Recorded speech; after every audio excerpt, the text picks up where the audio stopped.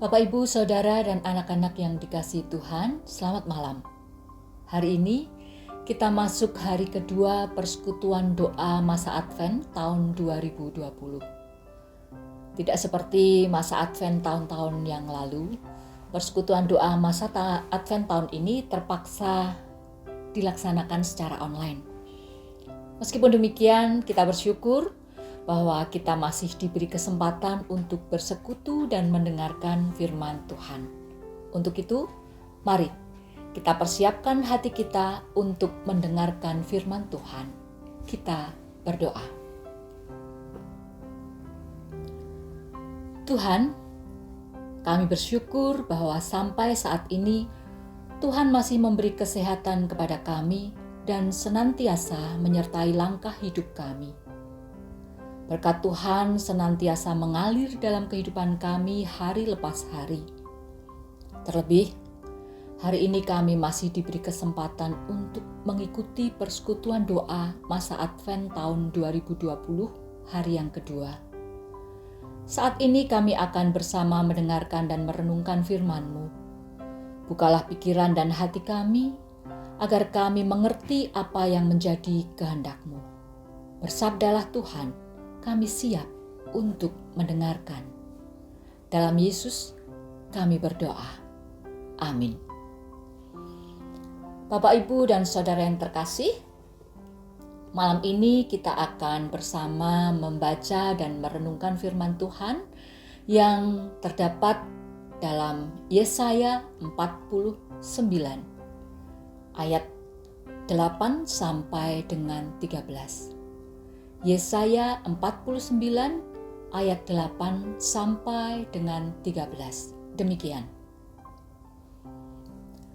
Beginilah firman Tuhan. Pada waktu aku berkenan, aku akan menjawab engkau. Dan pada hari aku menyelamatkan, aku akan menolong engkau.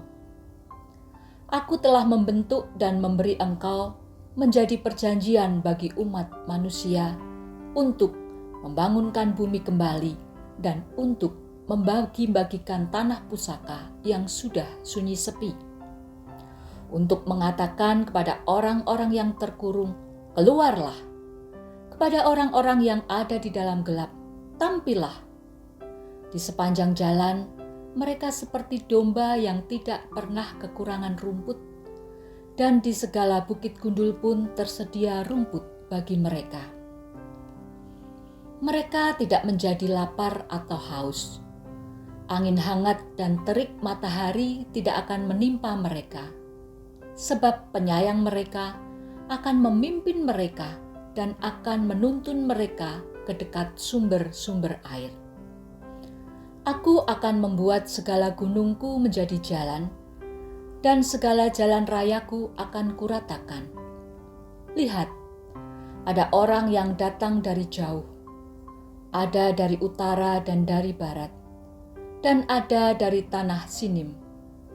Bersorak-sorailah hai langit, bersorak-soraklah hai bumi, dan bergembiralah dengan sorak-sorai hai gunung-gunung. Sebab Tuhan menghibur umat-Nya dan menyayangi orang-orangnya yang tertindas. Demikian firman Tuhan. Berbahagialah orang yang mendengarkan firman Tuhan dan melakukannya di dalam kehidupannya. Bapak, Ibu, Saudara, dan anak-anak yang dikasihi Tuhan, tema renungan pada malam hari ini adalah menyambut kedatangan Tuhan dalam kesaksian. Menyambut kedatangan Tuhan dalam kesaksian. Yesaya 49 merupakan nubuat kelepasan bagi bangsa Israel. Pada saat itu, bangsa Israel mengalami kesulitan karena hidup di bawah tekanan bangsa lain. Bangsa Israel mengalami kesulitan dan kesusahan yang sangat besar. Dan dalam keadaan tertekan seperti itulah, Yesaya memberikan nubuatan mengenai pertolongan Tuhan serta kebebasan dan kesejahteraan umat Israel karena Tuhan sangat mengasihi umat-Nya Yesaya katakan dalam ayat 9b sampai dengan 10, di sepanjang jalan mereka seperti domba yang tidak pernah kekurangan rumput, dan di segala bukit gundul pun tersedia rumput bagi mereka. Mereka tidak menjadi lapar atau haus, angin hangat dan terik matahari tidak akan menimpa mereka, sebab penyayang mereka akan memimpin mereka dan akan menuntun mereka ke dekat sumber-sumber air. Janji pembebasan dari Allah untuk umat yang menderita di tanah pembuangan merupakan berita luar biasa yang harus disampaikan Nabi Yesaya kepada umat Israel. Lalu segala ciptaan yang ada diajak untuk tidak tinggal diam. Di ayat 13, bersama-sama dengan langit, bumi, dan gunung-gunung, umat diajak untuk bersorak-sorai dan bergembira, serta bersaksi menceritakan kasih setia Allah yang membebaskan umatnya. Kedatangan Tuhan Yesus ke dunia juga merupakan sebuah wujud janji yang digenapi. Sang Firman yang telah menjadi manusia itu merupakan wujud nyata janji Allah bagi keselamatan manusia. Bukan dari pembuangan atau penjajahan bangsa lain, melainkan pembebasan yang bersifat rohani, yaitu penyelamatan manusia dari perbudakan dosa. Allah tidak lepas tangan dan tega membiarkan umatnya hidup dalam dosa, menderita, tidak. Dengan kedatangan Tuhan Yesus, Allah menggenapi perjanjian anugerah keselamatan yang telah dijanjikan sejak zaman Adam dan telah lama dinantikan umat manusia. Di tengah kelesuan dan kekeringan spiritualitas umat, Allah mengutus putra tunggalnya menjadi pembebas. Sampai zaman ini, berita kedatangan Tuhan Yesus ke dunia tetap merupakan berita sukacita yang perlu diberitakan. Sebagaimana ajakan dalam Yesaya 49 ayat 13, bersorak-sorailah hai langit, bersorak-soraklah hai bumi, dan bergembiralah dengan sorak-sorai hai gunung-gunung, sebab Tuhan menghibur umatnya dan menyayangi orang-orangnya yang tertindas. Kita, umat Tuhan, yang telah menerima karunia keselamatan diajak untuk tidak tinggal diam. Melalui Yesaya 49 ayat 13, kita diajak untuk tidak tinggal diam. Kita diajak untuk memberitakan kasih setia Tuhan kepada umat manusia. Di tengah pandemi saat ini yang seolah menindas seisi dunia, kita diajak menggemakan kembali janji Allah bahwa Ia menyayangi umatnya dan tidak akan tinggal diam terhadap keadaan umatnya yang sedang menderita. Kita diajak bersaksi untuk menyatakan kasih karunia Tuhan melalui hidup kita. Seringkali ketika kita mendengar kata bersaksi, ada banyak dari kita hanya berpikir tentang memberitakan Injil, berkhotbah. Padahal bersaksi dapat kita lakukan melalui apa yang ada di dalam hidup kita, melalui apa yang kita lakukan di dalam hidup kita. Ada banyak hal dalam hidup kita yang dapat kita berikan untuk bersaksi tentang kasih Allah. Contoh saja, perhatian kita kepada sesama yang membutuhkan, baik itu dalam bentuk materi, uang, maupun dalam bentuk sikap dan perhatian kita. Kemudian, dalam kondisi pandemi seperti ini, kita tahu bahwa pemerintah sudah menetapkan protokol kesehatan. Nah, kita sebagai orang Kristen, anak-anak Tuhan, harus bisa menjadi saksi.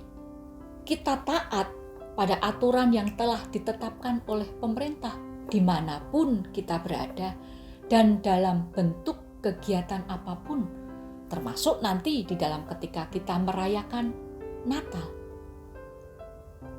Kemudian kita bisa bersaksi dengan cara membangun hubungan yang harmonis dengan orang-orang di sekitar kita yang berbeda, entah itu agama, entah itu suku, entah itu tingkat sosial.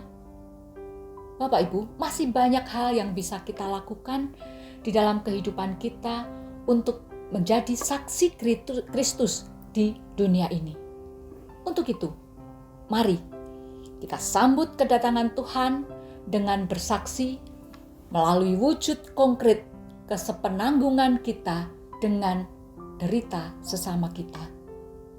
Sehingga apa yang kita lakukan sungguh-sungguh mempersaksikan kasih Allah bagi semua manusia. Sehingga semua orang dapat melihat kasih Allah melalui kehidupan kita. Tuhan memberkati. Amin.